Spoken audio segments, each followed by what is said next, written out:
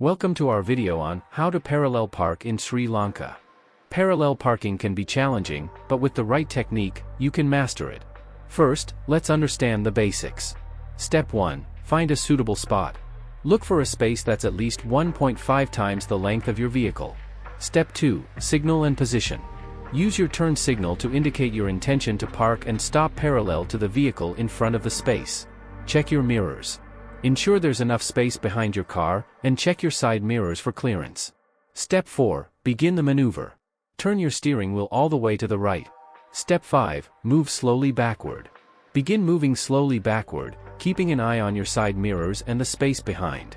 Step 6. Straighten the wheel. When your rear wheel aligns with the rear bumper of the car in front, straighten your wheel. Step 7. Continue backing up. Keep moving backward until your car is parallel to the curb, with a safe distance. Step 8. Adjust your position. If necessary, make small adjustments to ensure you're properly aligned. Step 9. Secure your vehicle. Shift to park or engage the handbrake and turn off the engine. Parallel parking may seem daunting, but practice makes perfect. Here are a few additional tips.